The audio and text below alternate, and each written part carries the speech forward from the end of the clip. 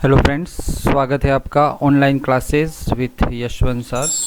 हम पढ़ रहे हैं राजस्थान माध्यमिक शिक्षा बोर्ड की कक्षा 12वीं की इतिहास की बुक के कुछ चैप्टर, और उसमें हमने पहला चैप्टर शुरू कर दिया था। जिस पहले चैप्टर में भारत का वैभवपूर्ण अतीत जो पार्ट है अपना, उसमें भारतीय इतिहास की जानकारी के स्रोत के जो 2 वीडियो हैं वो पहले आ चुके हैं, अपने साहित्यिक स्रोत और पुरातात्विक और पुरालेखीय स्रोत।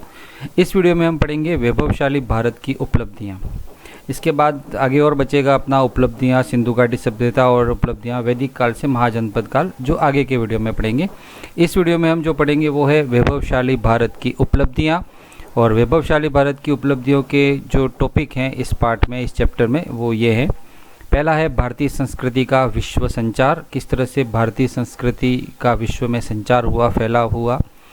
उसके बाद पढ़ेंगे प्राचीन भारत में नाविक शक्ति, प्राचीन भारत में किस तरह से समुद्री यात्राएं और किस तरह से नावों या जहाज़ों के द्वारा होती थी, ये टॉपिक रहेगा। और फिर रहेगा भारत में प्राग ऐतिहासिक और पाषाण संस्कृति, पाषाण यानी पत्थर की, किस तरह से वो समय था। तो ये सब चीज़ें हम पढ़ेंगे भारतीय इतिहास की जानकारी के जो स्रोत हैं हमारे। उसके बाद वाला जो चैप्टर है हमारा वैभवशाली भारत की उपलब्धियाँ, उसके अंतर्गत। तो कि फ्रेंड्स, शुरू करते हैं वैभवशाली भारत की उपलब्धियाँ। वैभवशाली भारत की उपलब्धियाँ में पहला अपना पॉइंट आता है, भारत सभ्यता और संस्कृति की दृष्टि से विश्व गुरु एवं आर्थिक समृद्धता की दृष्टि से सोने की चिड़िया कहा जाता था। हम बार बार सुनते आते हैं जब बचपन से, जब से बड़े हुए, किसी भी फंक्शन में, कि भारत सोने की चिड़िया था, विश्व गुरु था। तो आखिर में ये कैसे था और उसको ये क्यों कहा जाता था? तो इसका रीज़न है कि सभ्यता और संस्कृति की दृष्टि से जो हमारे देश की सभ्यता है, जो हम आगे पढ़ेंगे, जो विश्व की सबसे प्राचीन सभ्यताओं में से एक है सिंधु घाटी सभ्यता। तो वहाँ पर उस समय क्या क्या था और उस समय ऐसी क्या बातें थी जिसकी वजह से विश्व गुरु कहा जाता है, और आर्थिक समृद्धता किस प्रकार से थी जिसकी वजह से सोने की चिड़िया कहा जाता है। ये उपलब्धियाँ हमारे वैभवशाली भारत की रही हैं। अथर्ववेद की पृथ्वी सूक्त में माता भूमि ही पुत्रोहम पृथ्व्याः ये कहा गया है। जो हमारे 4 वेद हैं, उन 4 वेद में से एक वेद है जिसकी रचना अथर्वा ऋषि ने की थी, और उस अथर्ववेद का जो पृथ्वी सूक्त है उसमें कहा गया है कि ये भूमि है वो मेरी माता है, और पुत्रोहम पृथ्व्याः, और हम इस पृथ्वी के पुत्र हैं, इस धरती माँ की संतान हैं। और साथ ही एक और बात स्वीकारी गई थी, वो है वसुधैव कुटुंबकम। ये इस देश की संस्कृति है दोस्तों, कि वसुधा, पूरी पृथ्वी ही हमारा परिवार है। वसुधैव कुटुंबकम, ये इस देश की संस्कृति है, और यही हमने विश्व में संचार किया है, यही विश्व को ये सिखाया है कि देश हमारा देश है, हमारे देश की संस्कृति सभी को अपना कुटुंब मानती है। भारतीय संस्कृति का विश्व में संचार किस तरह से हुआ, हमारे देश की संस्कृति का विश्व में फैलाव, प्रचार प्रसार किस तरह से हुआ। यह सैनिक आक्रमण से नहीं हुआ, अपितु सांस्कृतिक विनिमय से हुआ। ये हम आगे और पढ़ेंगे कि किस तरह से सांस्कृतिक विनिमय हुआ एक देश से दूसरे देश या एक सभ्यता से दूसरी सभ्यता में। परंतु हमारे देश की संस्कृति का कभी भी विश्व में संचार है वो किसी सैनिक आक्रमण से नहीं किया, अभी तो लोगों ने पसंद किया इन बातों को। और आज भी हम देखते हैं कि विश्व के कई सारे लोग इस देश की संस्कृति को पढ़ने, सीखने, समझने के लिए आते हैं और यहीं के होकर रह जाते हैं। ये इस देश की संस्कृति की खासियत रही है। तो भारतीय संस्कृति का विश्व में संचार किसी सैनिक आक्रमण से नहीं हुआ, अपितु सांस्कृतिक विनिमय से हुआ है। चीन की दीवार के उत्तरी दरवाजे पर संस्कृत में आज भी उल्लेख है, यक्षों के द्वारा परमेश्वर हमारी रक्षा करें। चीन की जो विश्व प्रसिद्ध दीवार है, जो आश्चर्यों में से एक गिनी जाती है, उसके उत्तरी दरवाजे पर संस्कृत जो अपना भाषा है उसमें आज भी ये लिखा हुआ है, उल्लेख है कि यक्षों के द्वारा परमेश्वर हमारी रक्षा करें। ये चीन तक, जो आगे और विश्व में भी हम और देशों के नाम भी लेंगे आगे, पर यहाँ पर एक उदाहरण आपके सामने प्रस्तुत है कि चीन की दीवार पर ये संस्कृत में लिखा हुआ है।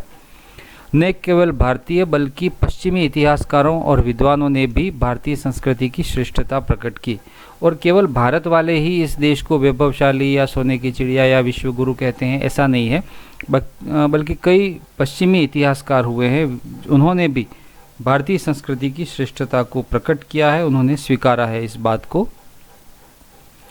म्यूर के अनुसार भारत के प्राकृतिक सौंदर्य की भव्यता, विविधता और वनस्पतियों के उत्पादन की समूची दुनिया में बराबरी नहीं है।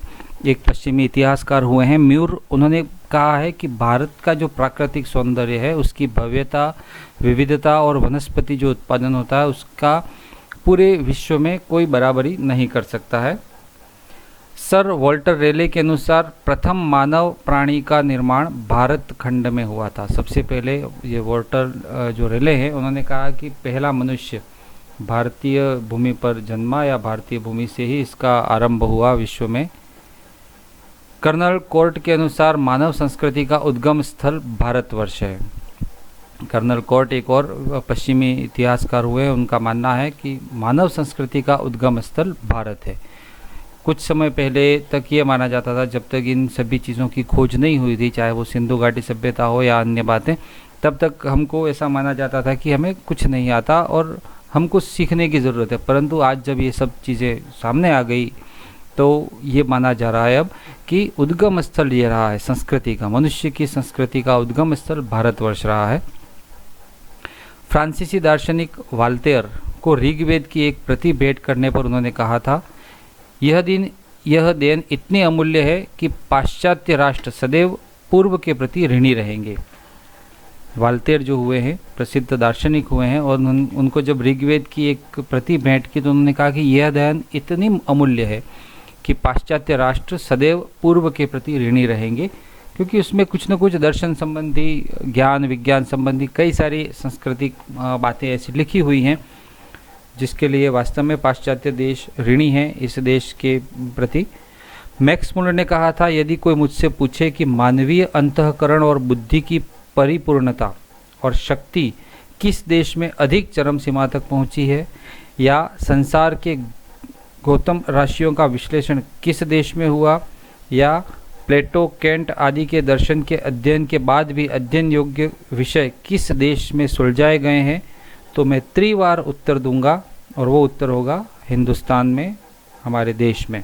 तो मैक्स मुलर ने कहा था इन तीनों प्रश्नों का एक ही उत्तर है, और वो है त्रिवार उत्तर दूंगा, यानी 3 बार मैं इसका एक ही उत्तर दूंगा, और वो है कि वो भारत में, हिंदुस्तान में। तो दोस्तों, ऐसी है हमारे वैभवशाली भारत की कुछ उपलब्धियां। और आगे देखते हैं।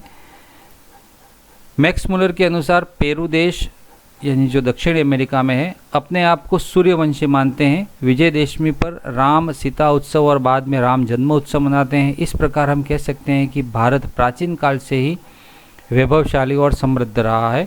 मैक्स मुलर के अनुसार जो अमेरिका का एक देश है पेरू, वहाँ पर राम संबंधी जितने उत्सव हैं वो सब वहाँ मनाए जा रहे हैं, यानी हमारी संस्कृति का विश्व में संचार इस माध्यम या हुआ है, तभी वो लोग इन सब चीज़ों को मानते हैं और इनको मनाते हैं। अग्नि पुराण में भारत को जम्बू द्वीप कहा गया है। हमारे 18 पुराण हैं और उन पुराणों में एक है अग्नि पुराण, जिसमें भारत को जम्बू द्वीप कहा गया है। द्वीप की एक संज्ञा दी गई है। समुद्री पार के भारतीय प्रदेशों को द्वीपांतर कहा जाता था। समुद्र के उधर जितने भी भारतीय प्रदेश थे उन सभी को द्वीपांतर नाम दिया गया है। और उसमें जो समुद्र पार भारतीय प्रदेश थे उसमें 9 द्वीप थे, जावा, सुमात्रा, मलाया, कंबोज, श्याम, चंपा, बर्मा, लंका, इन सभी को द्वीपांतर कहा गया है। और यूरोपीय विद्वान जो है सिल्वेन लेवी, उन्होंने भारतीय द्वीप समूह शब्द नाम दिया इन सभी 9 द्वीपों को।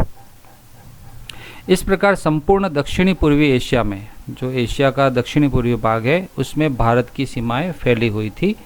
बहुत छोटा नहीं था उस समय, इसका सीमांकन दक्षिणी पूर्व एशिया में फैला हुआ था भारत। शक्तिशाली जलयानों में बैठकर भारतीय अन्य देशों में पहुंचे और वहां अपना राजनीतिक और सांस्कृतिक साम्राज्य स्थापित किया। तो यहाँ पर 2 बातें कि उस समय भी भारत के पास शक्तिशाली जलयान थे, और जब हम विज्ञान और टेक्नोलॉजी की बात करें तो आज के युग में चाहे ये संभव हो भी, पर उस ज़माने में भी उस टेक्नोलॉजी या उस साइंस के हिसाब से शक्तिशाली जलयान में समुद्री दूर तक की यात्राएं भारत के लोगों ने की और वहाँ अपना राजनीतिक और सांस्कृतिक साम्राज्य स्थापित किया, विश्व में भारतीय संस्कृति का संचार किया।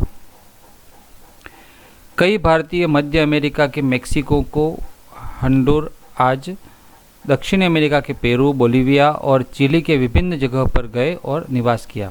कई भारतीय हैं वो उन देशों में, जैसे अभी मध्य अमेरिका का मेक्सिको को अंडर और फिर दक्षिण अमेरिका का पेरू, बोलीविया, चिली, वहाँ पर गए और वहीं को होकर रह गए। आज भी वो भारतीय मूल के हैं और वहीं रहते हैं। इसी प्रकार पश्चिमी भारत में सोमालीलैंड से लेकर के दक्षिणी अफ्रीका तक अपने वास स्थान स्थापित किए। तो विश्व के कई देशों में भारतीय पहुँचे और वहाँ पर अपनी संस्कृति का प्रचार प्रसार किया। दक्षिणी रूस के विभिन्न राज्य तिब्बत, मंगोलिया, सिंकियान, उत्तरी चीन, मंचूरिया, साइबेरिया और चीन तक पहुँच करके भारतीय संस्कृति का प्रभाव निर्मित किया। लगभग कोई देश, कोई महाद्वीप अछूता नहीं रहा। दक्षिणी रूस के भी कई राज्य में और दूसरे जितने भी अभी देशों के नाम लिए, उन सभी में भी पहुँच करके भारतीय संस्कृति का प्रभाव निर्मित किया। ये सब बातें हम पढ़ रहे हैं। भारतीय संस्कृति का विश्व में संचार किस तरह से हुआ था। गांधार, पर्शिया, ईरान, इराक, तुर्किस्तान, अरब, टर्की और दक्षिणी रूस के विभिन्न राज्यों और फिलिस्तीन पहुंच करके अपनी संस्कृति का ध्वज फहराया था भारतीयों ने। कौंडिन्य ने फुनान संस्कृति का निर्माण किया था। विदेश में जाकर के कौंडिन्य नामक साहसी युवक था जिन्होंने फुनान संस्कृति का निर्माण किया। कंबू नाम का साहसी व्यक्ति कंबोडिया पहुंचा और कंबोडिया अंगकोर वाट हम सभी जानते हैं। सुमात्रा में श्री विजय के वैभवपूर्ण साम्राज्य का उदय हुआ। सुमात्रा में भी श्री विजय नामक साहसी व्यक्ति गया और उन्होंने अपना वैभवपूर्ण साम्राज्य उदित किया। अश्ववर्मन नामक साहसी बोर्नियो पहुंचा। अश्ववर्मन नामक एक साहसी व्यक्ति था, पुरुष, वो बोर्नियो पहुंचा। तो अलग अलग देशों में पहुंच करके भारतीय संस्कृति का प्रचार किया। इस प्रकार इन साहसी वीरों ने भारतीय दर्शन, विज्ञान, ज्योतिष, स्थापत्य, नीतिशास्त्र और वैदिक ग्रंथों का विश्व में प्रसार किया, विश्व में फैलाया। किसी पर आक्रमण करके नहीं, वरन अपनी जो अच्छी बातें हैं जो ग्रहण कर सके दूसरे, इन सभी बातों को विश्व में पहुंचाया गया इन सब के द्वारा। Indonesia, Cambodia, Indo China, Borneo में संस्कृत भाषा के सैकड़ों लेख मिले हैं। अब संस्कृत भाषा वहाँ पर जो देश हमसे बहुत दूर हैं आज की स्थिति में, पर वहाँ पर संस्कृत भाषा के सैकड़ों लेख मिले हैं। इसका मतलब यही है कि वहाँ पर भारतीय संस्कृति का प्रचार प्रसार हुआ है। जावा में आज भी शक काल गणना का प्रचलन है। आज भी जो हमारे देश में जो काल गणना है, जैसे शक संवत है, विक्रम संवत है, जितने भी संवत चलते हैं उसमें से शक संवत की काल गणना जावा में आज भी उसका प्रचलन है। और यहाँ शिव, विष्णु और बुद्ध मंदिर विद्यमान है और जावा में शिव के, विष्णु के और बुद्ध के मंदिर विद्यमान है। ये तभी हो सकता है जब वहाँ पर इस देश की संस्कृति का प्रचार प्रसार हुआ हो। बोरोबुदुर और अंगकोर वाट का भव्य शिल्प अजंता एलोरा की समानता को बताते हैं। ये मैंने अभी थोड़ी देर पहले कहा था, जब कंबोडिया पहुंचा तो ये जो अंगकोर वाट का मंदिर है या बोरोबुदुर का मंदिर है, वो उसकी जो समानता है वो हमारे अजंता और एलोरा की जो गुफाएं हैं, वहाँ का जो शिल्प है या वहाँ की जो कलाकारी है, मूर्तियाँ हैं, चित्र है, उन सब से समानता उन अंगकोर वाट और बोरोबुदुर से मिलती जुलती है। चंपानाम, पांडुरंग, इंद्रपुर, बाली, कलिंग जैसे नगरों की परंपरा भारतीय परंपरा जैसी ही है। वहाँ का रहन सहन, परंपरा, इन सब में भारतीयता झलकती है। तो कहीं ना कहीं इस देश की संस्कृति का प्रचार प्रसार विदेशों में हुआ, चाहे वो व्यापार के तरीके से हो, राजनीतिक संबंध से हो, पर वहाँ उन देशों में भी भारतीय संस्कृति या भारतीयता झलकती है। तो हम कह सकते हैं कि इस वैभवशाली भारत की उपलब्धियों में एक था कि इस देश की संस्कृति को विश्व में संचार हुआ, विश्व में फैलाव हुआ। आगे बढ़ते हैं। प्राचीन भारत में नाविक शक्ति, ये हमारे वैभवशाली भारत की उपलब्धियों में दूसरा अपना प्रमुख बिंदु आता है कि प्राचीन भारत में किस तरह से नाविक शक्ति थी। सिंधु प्रदेश में जलयानों के चलने का वर्णन विद्वानों ने किया है और कई सारे ऐसे उदाहरण हैं, जैसे लोथल का बंदरगाह, आगे हम देखेंगे इसको भी। पर सिंधु प्रदेश में जो सिंधु घाटी सभ्यता है, वहाँ पर जलयानों के चलने का वर्णन विद्वानों ने किया है, जिनके लेख आज भी उपलब्ध हैं। संस्कृत में नव शब्द जलयान के लिए प्रयोग किया जाता है और उस समय इस विद्या को नवगति कहा जाता था। वैभवशाली भारत जो प्राचीन भारत है, उस समय ये जो नाविक शक्ति है या जल के लिए जो शब्द काम में आते थे, तो उस समय जो जलयान या नावों को चलाना, इस विद्या को नवगति कहा जाता था। नव शब्द से ही नाव शब्द बना है, जो उर्दू का शब्द है नाव, वो नव शब्द से ही बना है, जो संस्कृत का नव शब्द है उसी से, और इसी से अंग्रेजी शब्द नेविगेशन भी बना है। तो देखिए कितना मिलता जुलता है, संस्कृत का नव शब्द, फिर उससे नाव, और अंग्रेजी शब्द नेविगेशन। प्राचीन पुस्तकों के आधार पर कहा जाता है कि भारत में जो जलयान बनाए जाते थे वो बहुत शक्तिशाली थे और सुदूर देशों तक हजारों यात्रियों को लेकर के यात्रा कर सकते थे। उस जमाने में भारत में जो जलयान बनाए जाते थे वो बहुत शक्तिशाली होते थे और बहुत दूर दूर तक हजारों यात्रियों को लेकर के यात्रा कर सकते थे, ऐसा प्राचीन पुस्तकों में लिखा गया है। तो इस आधार पर हम कह सकते हैं कि प्राचीन भारत में नाविक शक्ति की कोई तुलना नहीं थी, इसका कोई सानी नहीं था। लोथल सभ्यता लगभग हड़प्पा सभ्यता के काल 24,000 ईस्वी पूर्व मानी जाती है, जहां विकसित बंदरगाह थे। लोथल सभ्यता, जैसा मैंने अभी थोड़ी देर पहले नाम लिया था, वो वहाँ पर इतने विकसित बंदरगाह थे जो जिसे हम कह सकते हैं कि विश्व के प्राचीनतम बंदरगाह या विकसित, पूर्णतया विकसित, जो भी हजारों साल पहले देखते हैं उसमें विश्व के जो प्राचीन बंदरगाह हमारा लोथल था। उत्खनन से प्राप्त सौराष्ट्र का लोथल बंदरगाह विशेष तकनीक से बना था, जो सौराष्ट्र गुजरात में है। आप कभी भी घूमने जाएं तो ज़रूर वहाँ देखने जाइएगा लोथल बंदरगाह। इनको हम किताबों तक ही सीमित ना रख करके अगर वास्तविकता में देखें तो आभास होगा कि वास्तव में कितना कुछ था उस समय। लोथल बंदरगाह जो विश्व प्रसिद्ध है, प्राचीनतम बंदरगाह है। यहाँ से मिस्र, मेसोपोटामिया, ईरान आदि देशों से व्यापार होता था। ये जो सभ्यताएं जो पहले थी और आज सभ्यताएं नहीं रही है, उन सभी सभ्यताओं में मिस्र की, मेसोपोटामिया की, ये जितनी सभ्यताएं थी उन वहाँ पर यहाँ से लोथल से व्यापार होता था। यहाँ 756 फीट लंबे और 126 फीट चौड़े, जो कि 60 से 75 टन मालवाहक जहाज थे लोथल बंदरगाह में। देखिए 756 फीट लंबे और 126 फीट चौड़े, काफ़ी बड़े जहाज थे, और जो कि 60 से 75 टन तक का माल या वजन उठा सकते थे, ऐसे जहाज थे लोथल बंदरगाह में। यहीं पर पश्चिमी तट पर सोपारा और भृगु कच्छ भी प्रसिद्ध बंदरगाह थे। इसी के पश्चिमी तट पर सोपारा और भृगु कच्छ प्रसिद्ध बंदरगाह थे। प्रथम शताब्दी में पेरिप्लस में चोल, दभोल, राजापुर, मालवण, गोवा, कोट्टायम, कोणार्क, मछलीपट्टम और कावेरीपट्टम के बंदरगाहों का भी उल्लेख है। पहली शताब्दी में जो पेरिप्लस में इन सभी, ये जो नाम अभी अपन ने पढ़े, उन सभी बंदरगाहों का भी उल्लेख है। तो नाविक शक्ति भारत में उस समय में, जो वैभवशाली भारत है या हमारा अतीत का भारत है, उस समय नाविक शक्ति बहुत ही ऊंचाइयों पर थी। अरब सागर का प्राचीन नाम रत्नाकर था और बंगाल की खाड़ी का नाम महोदधि था। ये याद रखिएगा कि अरब सागर का प्राचीन नाम रत्नाकर और बंगाल की खाड़ी का प्राचीन नाम महोदधि था।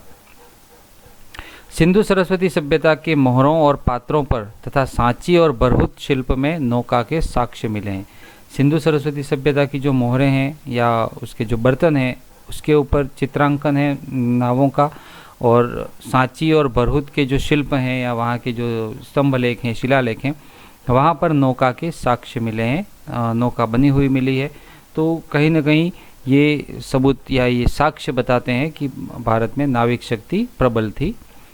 आपकी स्क्रीन पर ये जो बंदरगाह है वो लोथल का बंदरगाह है, जो उत्खनन से, खुदाई से प्राप्त हुआ है, और ये विश्व का प्राचीनतम बंदरगाह है, जहाँ से विदेशों में जहाज़ों के द्वारा व्यापार होता था आज से हज़ारों साल पहले। गुजरात के सौराष्ट्र में है, आप ज़रूर देखने जाइएगा इसको। विश्व का प्राचीनतम बंदरगाह लोथल, ये हमारे वैभवशाली भारत की उपलब्धियों में से एक है, जो हमारे देश की नाविक शक्ति है। धार के राजा भोज की पुस्तक युक्ति कल्पतरु में नौका निर्माण और उसके प्रकारों का उल्लेख है। राजा भोज हुए हैं धार नगरी के, उनकी एक पुस्तक है युक्ति कल्पतरु, नाम याद रखिएगा राजा भोज की पुस्तक का नाम। युक्ति कल्पतरु। और उसमें किस चीज़ का उल्लेख है, तो उसमें नौका निर्माण और उसके प्रकारों, नाव का किस प्रकार से बनाई जाती है और इसके कितने प्रकार होते हैं, इसका उल्लेख है युक्ति कल्पतरु में। दिशा ज्ञान के लिए लोह मत्स्य यंत्र का प्रयोग भारतीयों द्वारा करने का उल्लेख अरब यात्रियों ने किया है। अब जहाज से या पानी के जहाज से यात्राएं करते थे तो दिशा ज्ञान होना ज़रूरी होता था, दिशा सूचक यंत्र भी ज़रूरी था, बिना दिशा सूचक यंत्र के तो जा नहीं सकते। तो अरब यात्रियों ने इसका उल्लेख किया है कि भारतीयों के पास उस समय दिशा सूचक यंत्र भी उपलब्ध थे।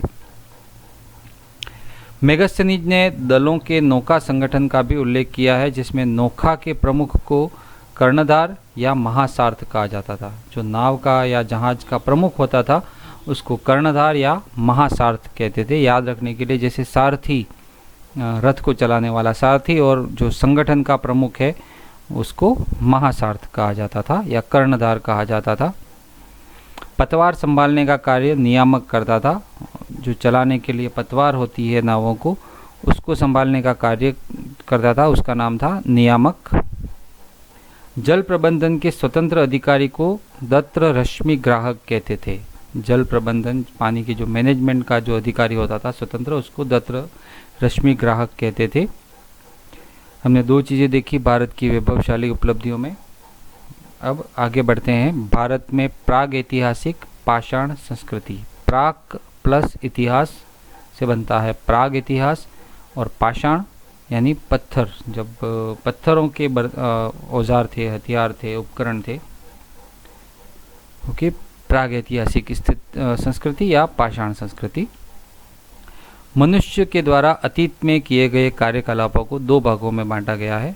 जो पुराने ज़माने में मनुष्य था, आज से हज़ारों साल पहले, उसने जो कार्यकलाप किए उसको दो भागों में बांटा गया है।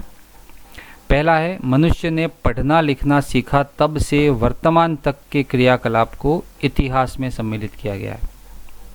इतिहास यानी जब से मनुष्य ने पढ़ना लिखना सीखा तब से लगा करके वर्तमान तक जो भी घटनाएं घटी उसको इतिहास में सम्मिलित किया, उसको इतिहास कहते हैं। और दूसरा है, इससे पूर्व के मानव के क्रियाकलाप को प्राक इतिहास के अंतर्गत लिया है। तो इतिहास और प्राग इतिहास में थोड़ा सा अंतर है। इतिहास का मतलब होता है कि जब से मनुष्य ने लिखना पढ़ना शुरू किया तब से आज तक के क्रियाकलाप जितने भी हैं उसको इतिहास कहते हैं।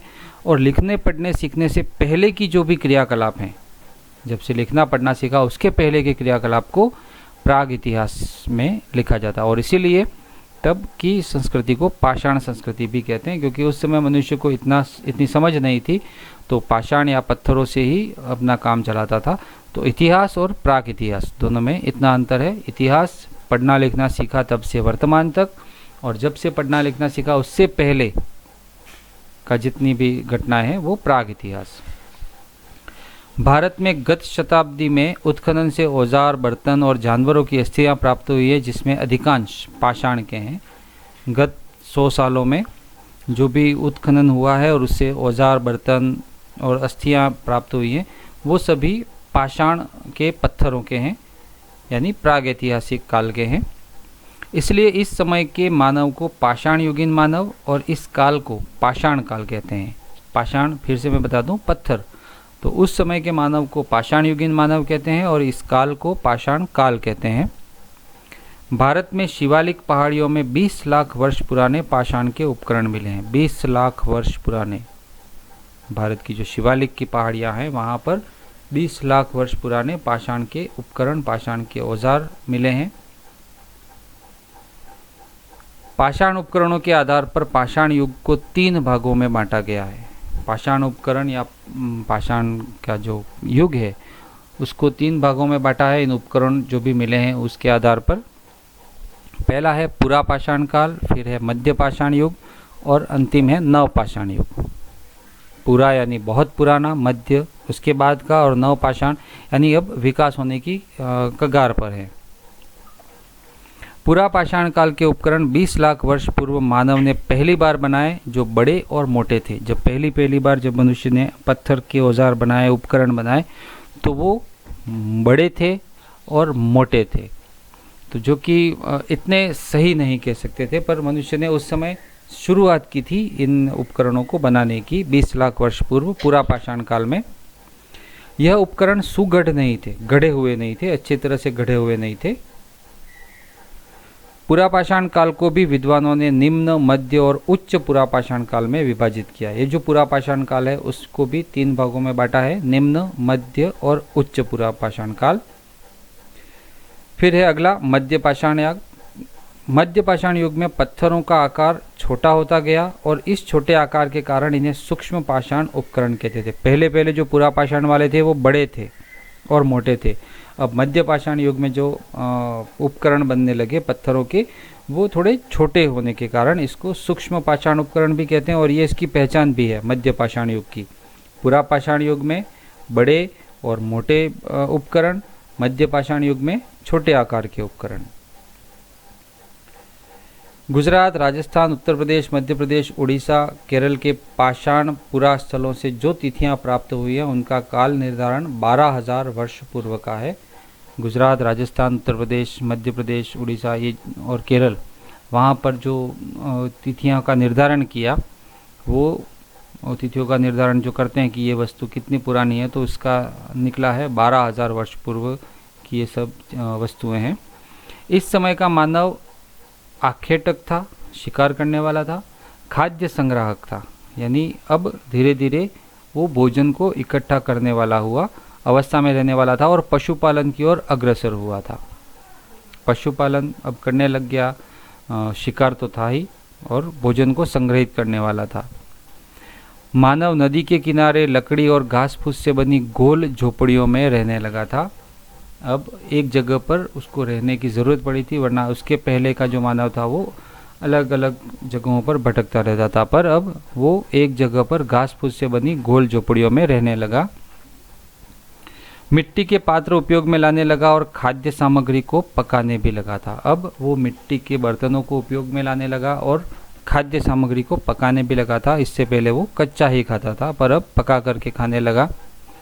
नवपाषाण काल का मानव पशुपालन और कृषि कार्य की ओर अग्रसर हुआ। उसके पहले हमने पढ़े थे पुरापाषाण काल और मध्यपाषाण काल, परंतु अब नवपाषाण काल का जो मानव था वो पशुपालन और कृषि कार्य की ओर अग्रसर हुआ। और जब पशुपालन किया उसने और कृषि कार्य किया तो स्वाभाविक है वो एक जगह पर उसको रहना ही था। अब ऐसे उपकरण बनाना शुरू हुआ जो कृषि कार्य और पशुपालन के लिए उपयोगी थे, जैसे कुल्हाड़ी, वसूला, छिद्रित वृत्त, हथौड़ा, सिललोड, ओखली।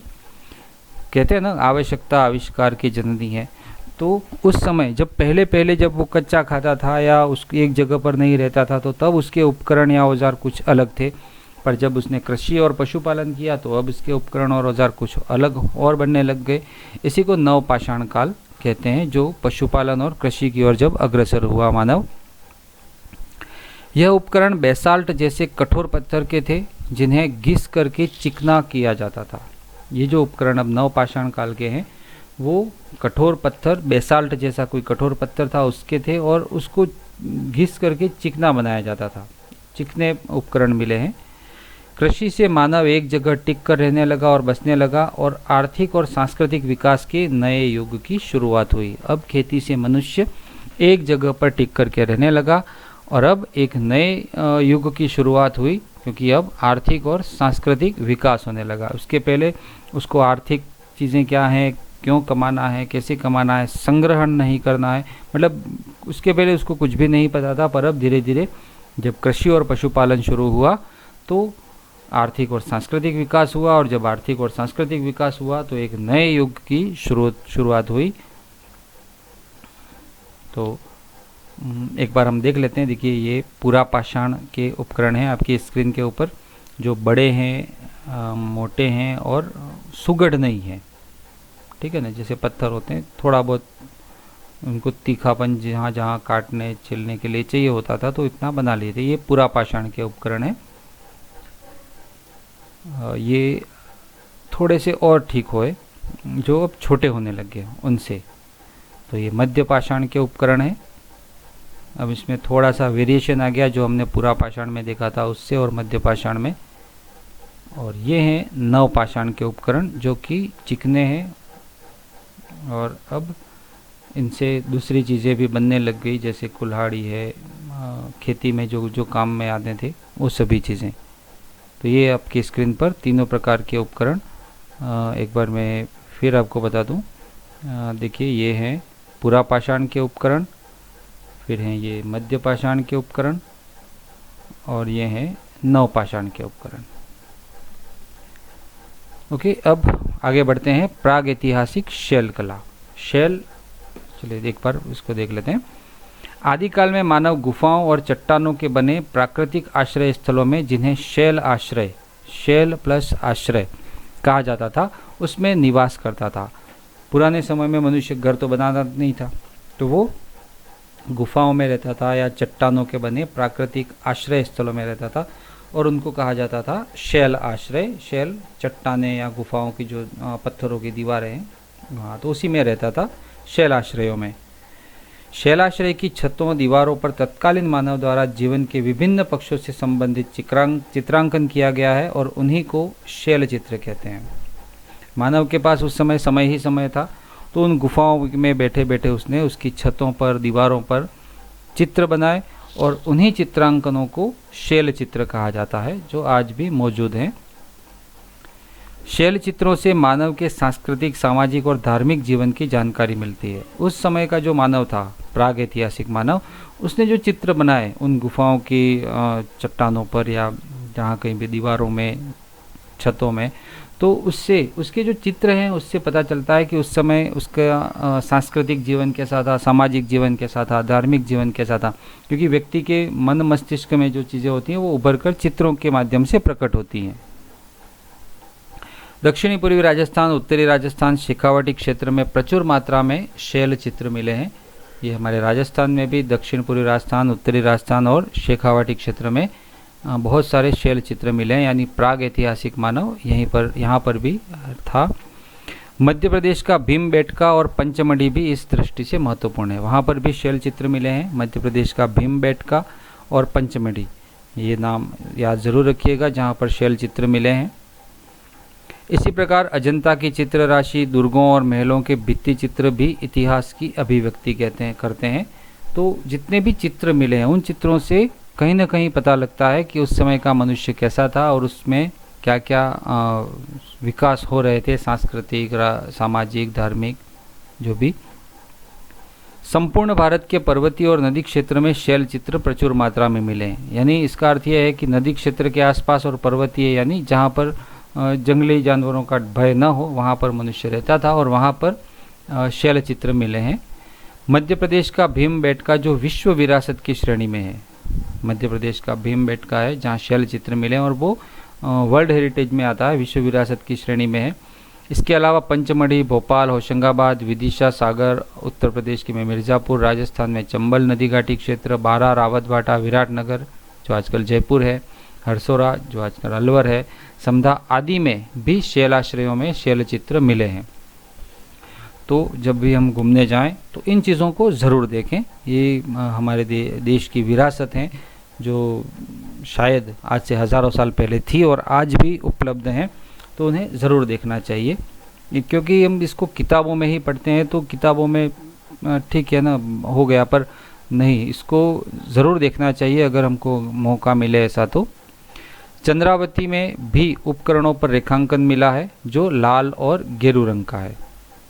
गुजरात में चंद्रावती है, वहाँ पर भी उपकरण मिले हैं, उपकरणों पर रेखांकन हुआ है जो लाल और गेरू रंग का है। शैल चित्रकला का अध्ययन विश्व के 22 देशों द्वारा किया जा रहा है, और इसे तो राष्ट्रीय और अंतर्राष्ट्रीय संगठन भी बने हुए हैं। विश्व के 22 देश इस शैल चित्रकला के अध्ययन में लगे हुए हैं, और इसके लिए राष्ट्रीय और अंतर्राष्ट्रीय स्तर के संगठन भी बने हुए हैं, जो कि इसकी जानकारी लेते हैं और उसको इतिहास में फिर लिखित माध्यम में प्रस्तुत करते हैं। ये चित्र है मध्य प्रदेश के भीमबेटका में शैल चित्र। देखिए ये किस तरह से उस समय हजारों साल पहले कुछ दीवारों पर बनाए गए चित्र हैं। तो यही है भारत की वैभवशाली उपलब्धियां। ये हैं अजंता के चित्र। ज़रूर जाइएगा अजंता एलोरा की गुफाएं देखने, जहाँ पर उस ज़माने के जो चित्र हैं वो मौजूद हैं। इनका रंग, इनकी जो चित्रांकन किया हुआ है या जो इनकी कला है वो आज भी सहेजी हुई है। तो आज के इस वीडियो में हमने वैभवशाली भारत की उपलब्धियां देखी, जिसमें भारतीय संस्कृति का विश्व संचार, प्राचीन भारत में नाविक शक्ति, भारत में प्राग ऐतिहासिक और पाषाण संस्कृति देखी। तो दोस्तों, आपको वीडियो कैसा लगा प्लीज़ कमेंट कीजिएगा, लाइक कीजिएगा और अपने दोस्तों में शेयर कीजिएगा। और अभी तक आपने सब्सक्राइब नहीं किया है तो चैनल को सब्सक्राइब कर लें ताकि आपको आने वाले वीडियो समय पर मिल सकें। धन्यवाद।